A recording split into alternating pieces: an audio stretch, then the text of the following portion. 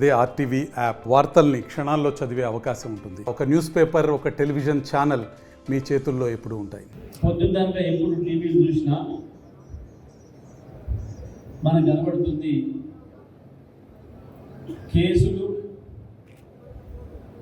Fake న్యూస్లు, leak న్యూస్లు, తిట్ల పురాణాలు, బూతు పురాణాలు. వరుసగా 4 నెలలుగా ఒక్క పేపర్లో కానీ ఒక టీవీలో కానీ ఏదో ఒక కేసు కూర్చోట తప్ప ఇంకొకటి లేదు. ఫ్రంట్ పేజీలు లేదు అని అంటే ముఖ్యమంత్రి ఢిల్లీకి పోయిన వారు. కేసీఆర్ని ఎవడైనా బూతులు ఎక్కువ తిడితే ఆ రోజు అవి పెద్ద పెద్ద అక్షరాలు ఇవి కనబడుతున్నాయి. కానీ వాస్తవానికి ప్రజల పరిస్థితి ఏముంది? ఒకవైపు పొలాలు ఎండిపోయి రైతులు అరిగోస పడుతున్నారు. ఎండిపోతే పొలాలు కరువు దానంతలోనే వచ్చి ఎండిపోతే అది వేరు. దాన్ని మనం కూడా అర్థం చేసుకుంటాం. కరువు ప్రత్యామ్నాయం ఏంది, ఏం చేయాలి?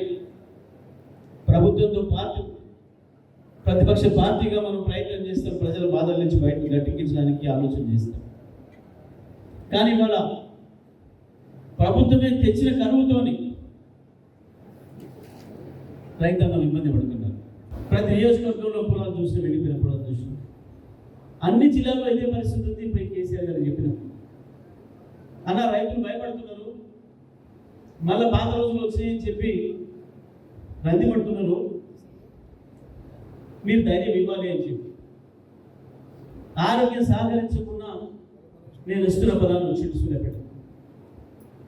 రైతులు చెప్పుకుని స్వయంగా ఎదురుగా వాళ్ళ బాధలని ఏమడిగిండు కేసీఆర్? 100 రోజుల్లోనే ఇట్లా జరుగుతుందని నేను అనుకోలేదు. 10 ఏళ్ళు నేను కష్టపడి పెంచి పోషించింది నాశనం చేస్తున్నాను. దయచేసి రైతులు మిమ్మల్ని నమ్ముకొని మీరు నీళ్ళు ఇచ్చింది కాబట్టి, 3 టన్నులు ఇచ్చింది కాబట్టి నాటు పెట్టిండ్రు. పెట్టాల్సిన పెట్టుబడి ఎంత పెట్టిండ్రు? ఎకరానికి 20 నుంచి 35 వేలు పెట్టిండ్రు కౌలు రైతు అయితే. దయచేసి ప్రభుత్వం ఎన్ని లక్షల ఎకరాల్లో ఎండిపోయిందో పొలం లెక్క తేల్చండి. ఆ ఎండిపోయిన పొలాలకు రైతుకు ఒక 25 వేలు సాయం చేయండి ఎకరానికి. మీరు రైతు బంధు ఇవ్వకపోవడం వల్ల బ్యాంకు పోతే బ్యాంకు వాడు లోన్ ఇస్తలేడు. నీ రుణమాఫీ అట్లే ఉంది, నువ్వే కట్టాలి డబ్బులు, నేను నీకు లోన్ ఇయ్యను అని చెప్పి బ్యాంకు వాడే కొడుతున్నాడు. తప్పని పరిస్థితులలో దిక్కులేక మళ్ళీ ప్రైవేట్ వడ్డీకి పోతున్నారు ప్రజలు. రైతులు పై తెచ్చి పెట్టి నష్టపోతున్నారు. వెంటనే రుణమాఫీ ప్రకటించండి.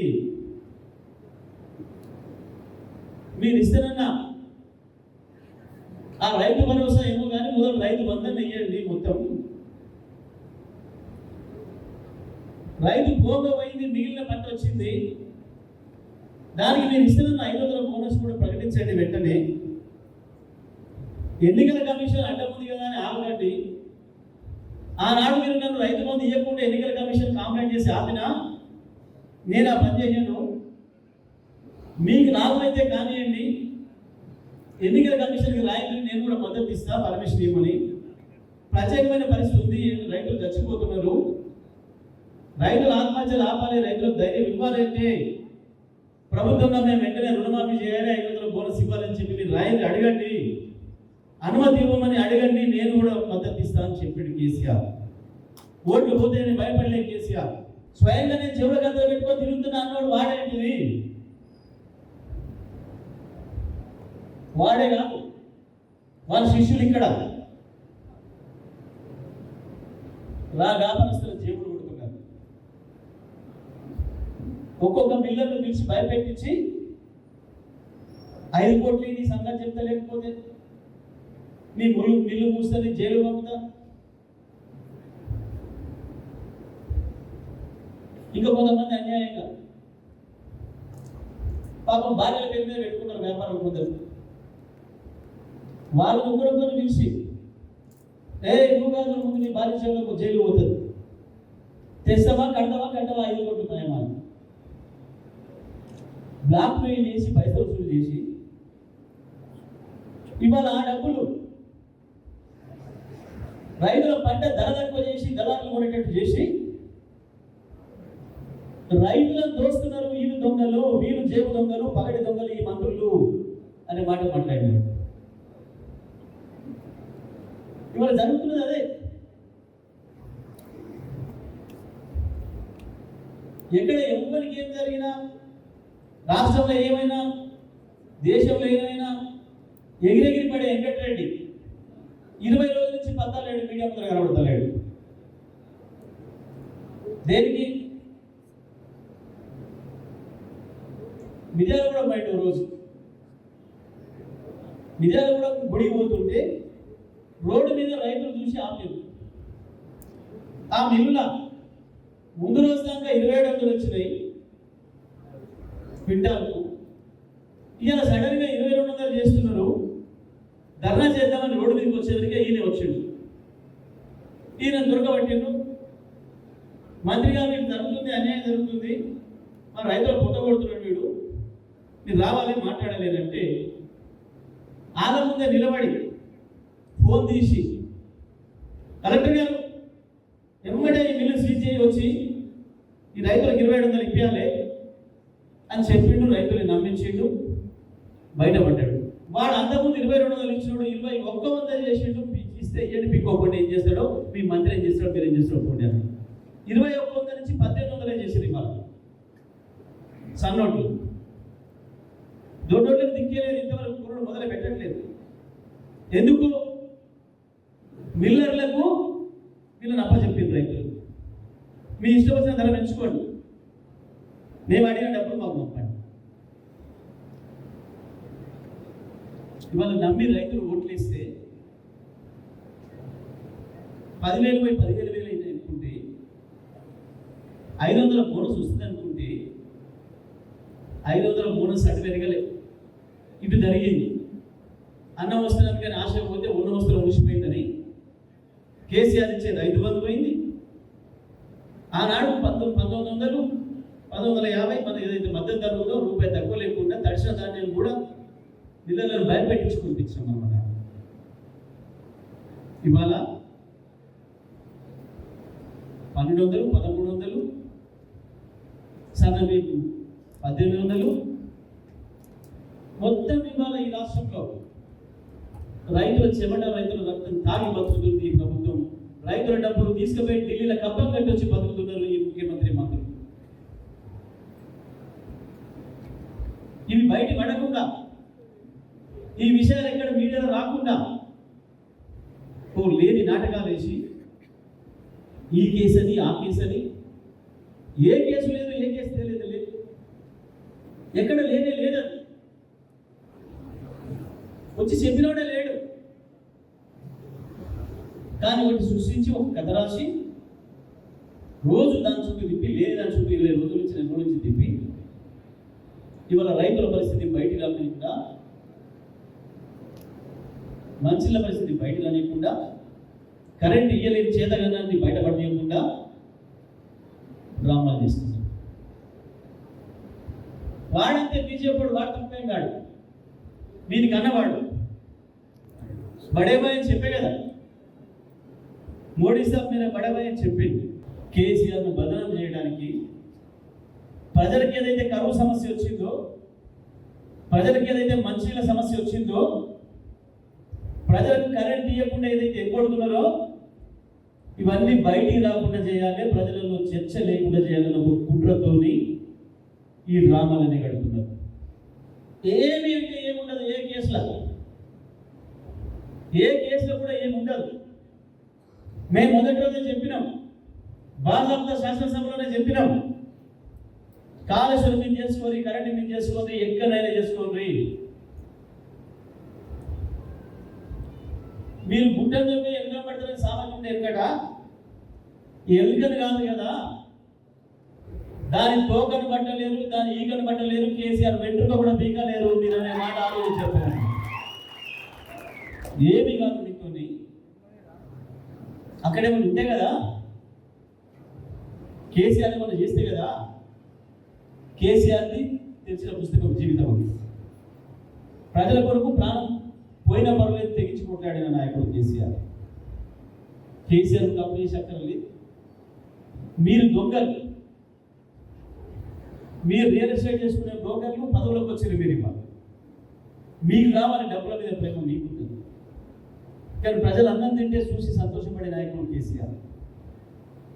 కాబట్టి మేము దాని ధైర్యంగా చెప్పినాం, కేసీఆర్ ఒప్పుకోలేరుగా మీరు అని. 120 రోజులు దాటింది, 125 రోజులు వచ్చింది, ఎక్కడ ఏం లేదు. కానీ అవే రాతలు, అవే మన, అవే కోటలు. ఏం జరుగుతుంది? మన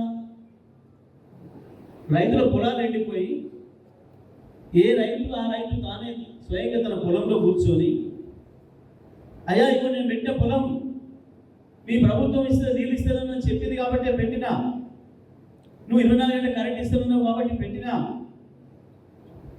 4 ఎకరాలు నాటు పెట్టినా, 1 లక్ష ఖర్చు పెట్టినా, ఇవో ఎండిపోతుంది, నెలలు పట్టింది, నాకు మళ్ళీ పురుగుల మందే దిక్కు తప్ప ఇంకొకటి లేదు, ప్రభుత్వం మమ్మల్ని పట్టించుకోవాలి అని చెప్పి రైతులు మొత్తుకుంటున్నారు.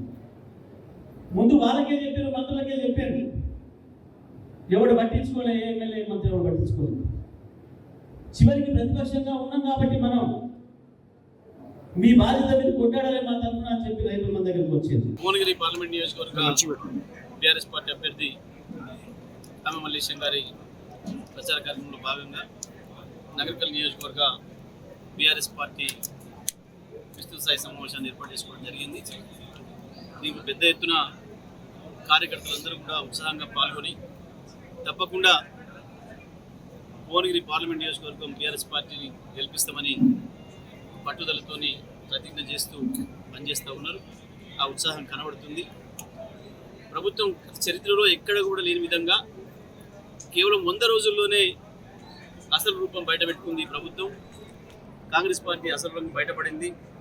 ఇచ్చిన హామీలన్నీ నీటి ముట్టలేని, కేవలం ప్రజల్ని మోసం చేసే ఉద్దేశంతోనే కాంగ్రెస్ పార్టీ 470 హామీలు ఇచ్చిందని, అందులో ఏ ఒక్కటి కూడా నెరవేర్చే ఉద్దేశం ఈ ప్రభుత్వానికి లేదు అని ప్రజలు గుర్తించారు. మరొక వైపు కరువు సమస్యను బయట రానియకుండా, మంచిల సమస్యను రానియకుండా, కరెంట్ ఇవ్వలేని చేతగానితనాన్ని బయటపడనివ్వకుండా ఉండడం కొరకే ఈ ప్రభుత్వాన్ని ఉపయోగించుకొని కాంగ్రెస్ పార్టీ దుర్మార్గంగా లేని కేసుల విషయాన్ని రోజు ముందుంచి మీడియాలో ఉంచి ప్రజల్ని మోసపుచ్చే ప్రయత్నం చేస్తుందన్న విషయాన్ని కూడా మరి ప్రజలు గమనించారు. ఒకవైపు కరువు, కృత్రిమ కరువు, కాంగ్రెస్ పార్టీ సృష్టించిన కరువు ప్రజల్ని ఇబ్బంది పెడుతుంది. మంచినీళ్ళు కేసీఆర్ 5 సంవత్సరాలు ఇచ్చిన మంచినీళ్ళను కూడా ఇవ్వడానికి చేతగాని అసమర్థ ప్రభుత్వంగా ఇది నిరూపించుకుంది. కేసీఆర్ 5 సంవత్సరాలు అన్ని రంగాలకు 24 గంటల విద్యుత్తులు ఇస్తే ఇవాళ ఆ విద్యుత్తును కూడా చక్కగా ఇవ్వలేక మళ్ళీ మోటార్లు గాలబెట్టి పాత పరిస్థితులు గుర్తు చేసింది ప్రభుత్వం. 2014 ముందు ఏముందో పరిస్థితులన్నీ మరి పునరావృతం అవుతున్నాయి. కాంగ్రెస్ పార్టీ ఏదో మార్పు తెస్తామంటే మేము మా జీవితాల్లో మరింత వెలుగు వస్తుంది అనుకున్నాం, కానీ మళ్ళీ చీకట్లను తెస్తుంది అని చెప్పి మేము అనుకోలేదు అని చెప్పి నల్లగొండ జిల్లా ప్రజలందరూ కూడా మాట్లాడుకుంటున్నారు. మరి తప్పకుండా ఈ ప్రభుత్వాన్ని మెడలు వంచాలంటే, ప్రభుత్వం పైన పోరాటం చేయాలంటే అది కేవలం బీఆర్ఎస్తోనే సాధ్యమైంది, కేసీఆర్తో మాత్రమే సాధ్యమైంది. తెలంగాణ హక్కుల్ని కాపాడుకోవాలంటే ఇంకో కేసీఆర్తోనే తప్ప ఇంకోరితో కాదు. కేసీఆర్ మాత్రమే తెలంగాణకు శ్రీరామ రక్ష, కేసీఆర్ నాయకత్వమే శ్రీరామ రక్ష అనే విషయం ప్రజలు తొందరలోనే గుర్తించారు. తప్పకుండా నల్గొండ జిల్లాలోని 2 పార్లమెంట్ నియోజకవర్గాల్లో కూడా మనకు మెజారిటీ వస్తుంది, తప్పకుండా ప్రజలు మన అభ్యర్థిని గెలిపిస్తారు అని చెప్పి ప్రజలందరూ కూడా భావిస్తున్నారు. మన బీఆర్ఎస్ కార్యకర్తలందరూ కూడా అదే ఉత్సాహంతో పనిచేస్తున్నారు. తప్పకుండా నల్గొండ జిల్లాలోని 2 పార్లమెంట్ సీట్లపైన కూడా గులాబీ జెండా ఎగరడం ఖాయం. మరిన్ని వీడియోస్ కోసం ఛానల్ ని సబ్స్క్రైబ్ చేయండి, లేటెస్ట్ అప్డేట్స్ కోసం వాట్సాప్ ఛానల్ ని ఫాలో చేయండి అండ్ లింక్ డిస్క్రిప్షన్ లో ఉంది.